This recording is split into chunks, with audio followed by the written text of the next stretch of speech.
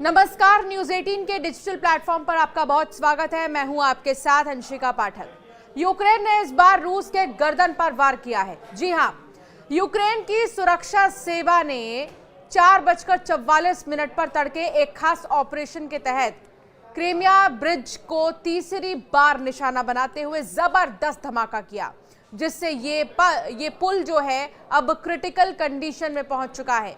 खास बात तो यह है कि इस बार हमला समुद्र के अंदर से किया गया। पुतिन ऊपर देखते रहे लेकिन नीचे ब्लास्ट हो गया, जिसे यूक्रेन ने महीनों की तैयारी वाला मिशन बताया है। समंदर में बना 19 किलोमीटर लंबा ये पुल रूस को क्रीमिया से जोड़ता है। यूक्रेन ने एक हफ्ते के भीतर ही दूसरी बड़ी तबाही मचाई है। 1 जून को ड्रोन हमले के बाद इस बार उसने पानी के अंदर धमाका किया, जिससे रूस हिल गया है। यूक्रेनी रक्षा मंत्रालय ने बताया कि यह ऑपरेशन कई महीनों तक योजना और निगरानी के बाद अंजाम दिया गया। @डिफेंस यूके आधिकारिक पोस्ट के अनुसार SBU एजेंट्स ने पुल की अंडर वाटर सपोर्ट पिलर्स में विस्फोटक लगाए, जिन्हें आज सुबह 4:44 पर डेटोनेट किया गया। विस्फोट में करीब 1100 किलो TNT के बराबर विस्फोटक इस्तेमाल किए गए, जिससे पुल की नींव को समुद्र तल से गहरी चोट पहुंची है। रूस ने 2013 में क्रीमिया को यूक्रेन से छीन लिया था। यूक्रेन ने यह धमाका रूसी सेना को हथियारों की आपूर्ति रोकने के लिए की है। क्रीमिया के जरिए रूस लगातार यूक्रेन के सीमावर्ती इलाकों में हवाई हमले कर रहा है। यूक्रेन ने तड़के 5 बजे के करीब यानी कि 4:44 पर यह धमाका किया, जब सुरक्षा थोड़ी ढीली रहती है। उसने कई महीनों तक रेकी कर क्रीमियाई ब्रिज को जमींदोज करने का ऑपरेशन रचा। 13 किलोमीटर लंबा ये पुल अब किसी भी वक्त पूरी तरह से गिर सकता है। क्रीमियन पुल को केर्च ब्रिज भी कहते हैं। रूस और क्रीमिया के बीच ये रेल एंड रोड ब्रिज जीवन रेखा की तरह है। रूस ने क्रीमिया पर कब्जे के बाद ये पुल तैयार कराया। रूसी इसी पुल के जरिए हथियारों और सैनिकों को यूक्रेन भेजता है।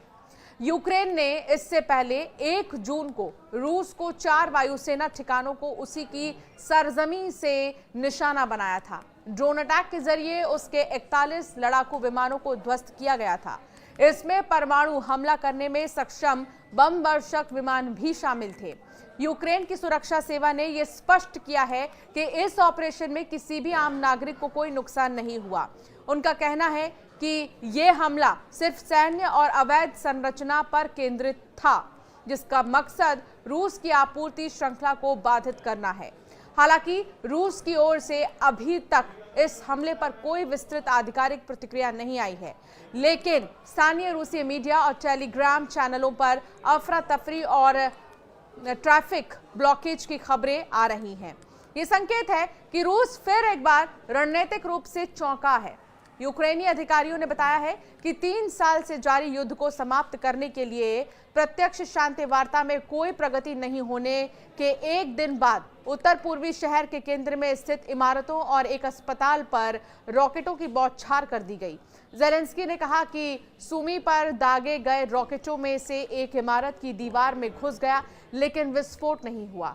ज़ेलेंस्की ने टेलीग्राम पर एक पोस्ट में लिखा, इस युद्ध को समाप्त करने से जुड़ी रूस की इच्छा के बारे में आपको बस इतना ही जानना चाहिए। ज़ेलेंस्की ने कहा, यह स्पष्ट है कि वैश्विक दबाव के बिना अमेरिका, यूरोप और दुनिया के सभी सत्तारूढ़ लोगों की निर्णायक कार्रवाई के बिना संयुक्त राष्ट्र के अनुसार इस युद्ध में अब तक 12,000 से ज्यादा यूक्रेनी नागरिक मारे गए हैं। साथ ही लगभग 1000 किलोमीटर लंबे अग्रिम मोर्चे पर दोनों पक्षों के हजारों सैनिक भी मारे गए हैं। शांति समझौते के लिए अमेरिकी नेतृत्व में जारी प्रयासों के बावजूद युद्ध जारी है।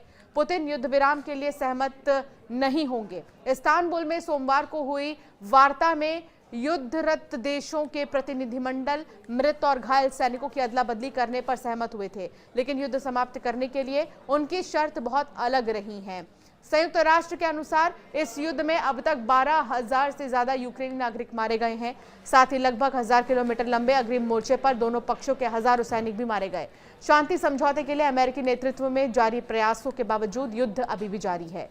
रूस के पास यूक्रेन की तुलना में बड़ी सेना और अधिक आर्थिक संसाधन है, लेकिन यूक्रेनी अधिकारियों ने कहा है कि उनके ड्रोन हमले ने रूस के अंदर घुसकर हवाई अड्डों पर मौजूद 40 से ज्यादा युद्धक विमानों को क्षतिग्रस्त या नष्ट कर दिया है। यह हमला क्रेमलिन के रणनीतिक शस्त्रागार और इसकी सैन्य प्रतिष्ठा के लिए भी एक गंभीर झटका था।